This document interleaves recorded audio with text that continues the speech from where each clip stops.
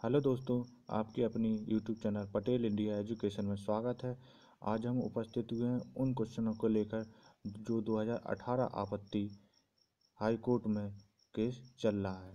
तो UP TET 2018 की जो क्वेश्चन हाई कोर्ट इलाहाबाद में डिस्कस हुए हैं आज, तो उन क्वेश्चनों को आज हम फुल डिटेल जानेंगे कि उन क्वेश्चनों पे वकील साहब ने या जज साहब ने क्या क्या कहा है।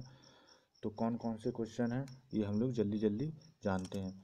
तो और अगर आप कल की जो आज का केस जो था वो कल टेक ओवर हुआ है, अगर कल की डिटेल आप लेना चाहते हो तो प्लीज़ मेरी चैनल को सब्सक्राइब कर लीजिए, जिससे आपको जल्दी से जल्दी आपको हाई कोर्ट अपडेट मिल सके।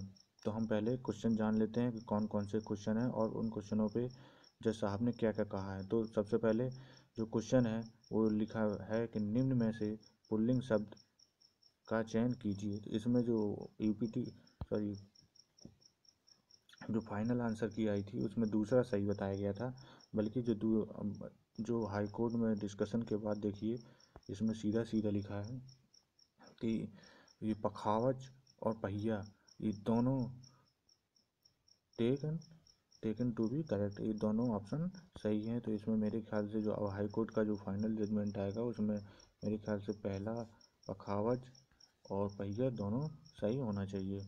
उसके बाद है दूसरा क्वेश्चन जो हाई कोर्ट में है वो है देखिए अलंकार वाला, जिसमें लिखा है मेरी भव बाधा हरो राधा नागरी सोए जातन की झाई परे श्याम हरित दुत होए। इसमें कौन सा अलंकार है? तो इसमें जो फाइनल आंसर की आई थी उसमें और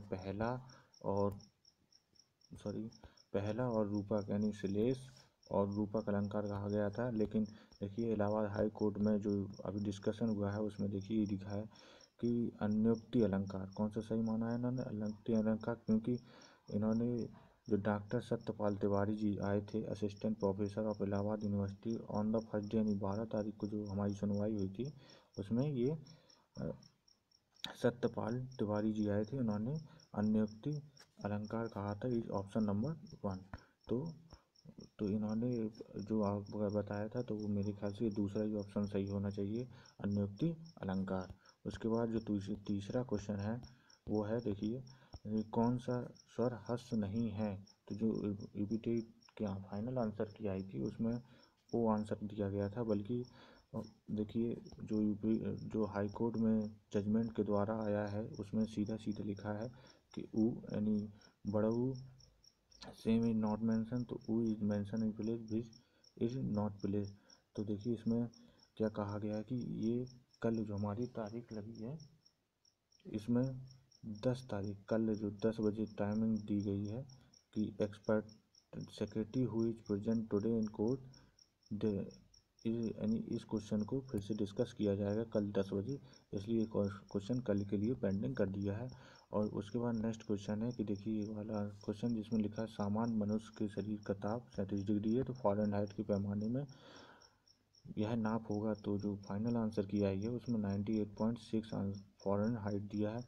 तो देखिए और हाई कोर्ट में जो दिया गया है वो देखिए सीधा सीधा इसमें लिखा है कि 98.6 98.4 it is claim that the both answer has been taken भी करेक्ट, यानी दोनों आंसरों पे सही उत्तर मिलने चाहिए, यानी दोनों आंसर जिन लोगों ने लगाए होंगे उनके एक एक नंबर मिल सकता है।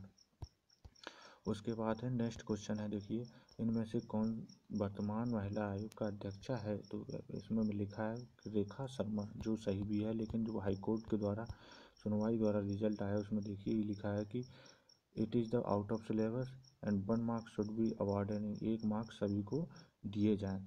और इसकी आर्गूमेंट डिस्कस करने के लिए 10 बजे बुलाया गया है जो आज वकील थे और सब लोगों को।